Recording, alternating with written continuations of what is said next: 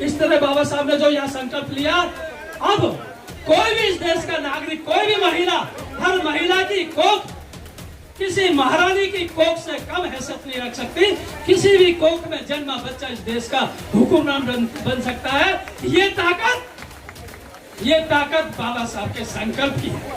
बाबा साहब को इस बड़ौदा शहर में रहने तक का मकान नहीं मिला, लेकिन बाबा साहब ने उन करोड़ों लोगों को मकान, दुकान, महल, एसी और कार खरीद कर दे दी।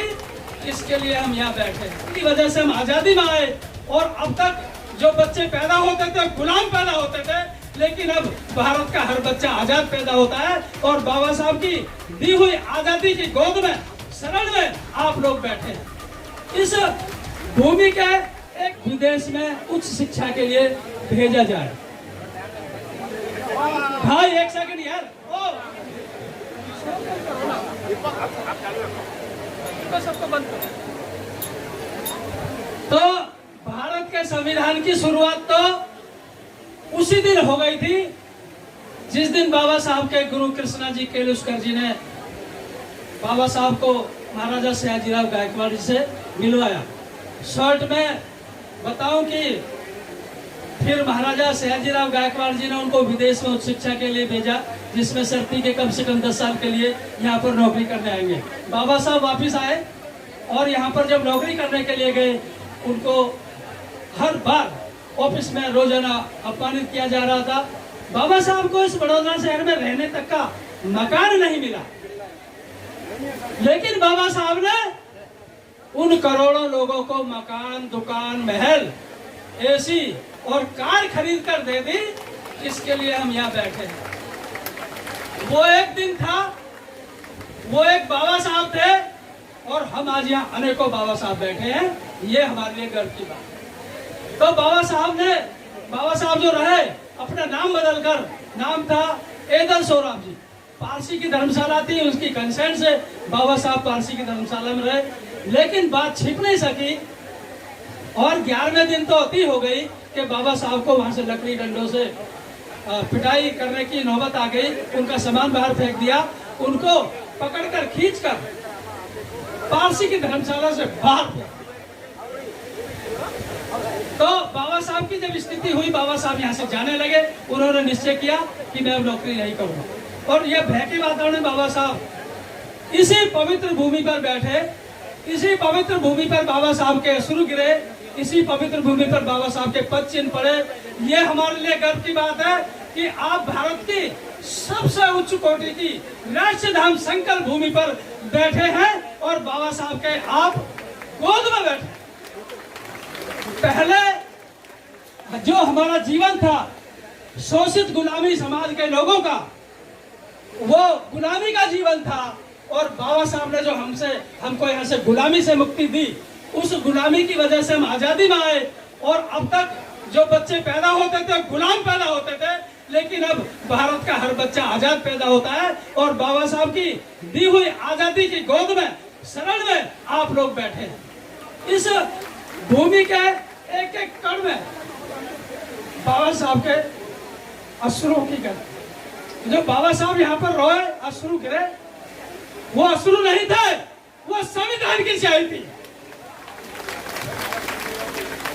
और जो बाबा साहब ने यहाँ पर संकल्प लिया, वो संविधान की कलम थी। बाबा साहब यहाँ से जो संकल्प लेके गए, वो देश के हर नागरिक को बराबरी के इंसाफ का संकल्प लेके गए। यानी जिन लोगों ने बाबा साहब पे हमला किया, जिन लोगों ने बाबा साहब को अपमानित किया, उनको भी बराबर का अधिकार दिया। जब उन्होंने अपना संविधान लिखा तो उनके लिए सब कुछ लिखा और हमारा गुलामी का जीवन दिया। जब बाबा साहब ने संविधान लिखा अपने संकल्प से, तो बाबा साहब ने हमको भी दिया और बाबा साहब ने उनको भी दिया।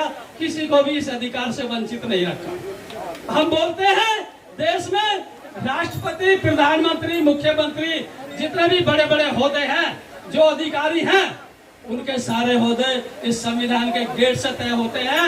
भारत के राष्ट्रपति को राष्ट्रपति भवन तक पहुंचने के लिए भी इस संकल्प भूमि के द्वार से शुरुआत होती है। क्योंकि बाबा साहब अगर संकल्प नहीं, समानता के सूत्र में पूरे देश को नहीं बांधते तो अब आदरणीय द्रौपदी मुर्मू जो कि आदिवासी समाज से है, इस देश की राष्ट्रपति नहीं होती। प्रधानमंत्री नरेंद्र मोदी इस देश के प्रधानमंत्री नहीं होते। प्रतिभा पाटिल, इंदिरा गांधी, मनमोहन सिंह इस देश के हुक्मरान नहीं होते। देश के जितने भी मंत्री, तंत्री और संतरी और जो बड़े बड़े ओहदे वाले लोग हैं, उनको यहाँ पर आकर नतमस्तक होना चाहिए, क्योंकि ये वो भूमि है, भूमि ये है जहां से सबको अधिकार की प्राप्ति हुई। पहले जो राजा महाराजा होते थे, किसी महारानी की कोख में जन्म लेना पड़ता था, तभी वो राजा महाराजा बन सकते थे। आप जब स्कूल में पढ़े होंगे तो एक निबंध लिखने का सभी स्कूल में है कि निबंध लिखिए कि अगर मैं इस देश का प्रधानमंत्री होता, तो ये निबंध आया कहां से? ये बाबा साहब के संकल्प से आया। ये जगाता है कि हम भी इस देश के हुक्मरान बन सकते हैं। और ये ताकत किसने दी? बाबा साहब के संविधान ने, बाबा साहब के संकल्प ने वो ताकत दी कि भारत के संविधान का अंकुरण ये बाबा साहब के संकल्प से शुरुआत हुई और देश को दिया भारत का एक राष्ट्रीय ग्रंथ जिससे देश चलता है। इस तरह बाबा साहब ने जो यह संकल्प लिया, अब कोई भी इस देश का नागरिक, कोई भी महिला, हर महिला की कोख किसी महारानी की कोख से कम हैसियत नहीं रख सकती। किसी भी कोख में जन्मा बच्चा इस देश का हुक्मरान बन सकता है। ये ताकत बाबा साहब के संकल्प की है। मैं इस मंच से यह अपील करूंगा कि जितने भी मंत्री संतरी हैं, उनको सबसे पहले जब भी वो जीत जाते हैं, सबसे पहले आकर यहाँ नतमस्तक होना चाहिए। अब क्योंकि यह भूमि है जहां से सबको अधिकार मिला, इसके लिए हमने घोषित कर दिया है भारत का एकमात्र राष्ट्रीय पवित्र धाम संकल्प भूमि से आदिवासी। ये वो राष्ट्रीय धाम है जहां पर भारत के हर धर्म के लोग, हर जाति के लोग यहाँ पर आकर अपने बाबा साहब के श्रद्धा सुमन अर्पित करते हैं। जैसे कि आप देखते हैं भारत में बहुत सारे धाम हैं, लेकिन वहां पर पर्टिकुलर जाति धर्म के लोग ही जाते हैं और अपने इष्ट से आराधना करते हैं कि हमें कुछ दो। लेकिन बाबा साहब ने यहाँ से बिना मांगे देश के हर नागरिक को सब कुछ दे दिया। इसके लिए आप यहाँ पर बैठे हैं और ये गर्व की बात है कि पहले अगर बाबा साहब ने संकल्प नहीं लिया होता, पता नहीं हमारे कितने लोगों के अंदर से सड़ी बदबू आ रही होती। आज जो हम यहाँ पर अच्छे कपड़े पहनकर बैठे हैं, कोठी कारों में आए हैं, हमारे बहुत सारे साथी हवाई जहाज से भी आए हैं, कोई ऐसी ट्रेन से है, ये सब बाबा साहब की देन है। इसके लिए इस दिन को हम सरकार को रिक्वेस्ट कर रहे हैं कि यह राष्ट्रीय पर्व जैसे कि 15 अगस्त और 26 जनवरी वो भी घोषित होना चाहिए। इस तरह इस भूमि की गरिमा को बढ़ाने के लिए देश के कोने कोने से जो लोग आते हैं, अंतर्राष्ट्रीय समाज से भी आता है। आज भी लगभग 1 लाख की संख्या से अधिक लोग यहाँ पर पहुँचने वाले हैं। आप सभी यहाँ पर उपस्थित हैं, सभी का मैं बहुत बहुत साधुवाद मंगल कामनाएं कि आपने बाबा साहब के संकल्पों को समझा और यहाँ तक पहुँचे, अपनी उपस्थिति इस ऐतिहासिक पर्व में दर्ज कराएं। जय भीम, जय भारत, जय संविधान।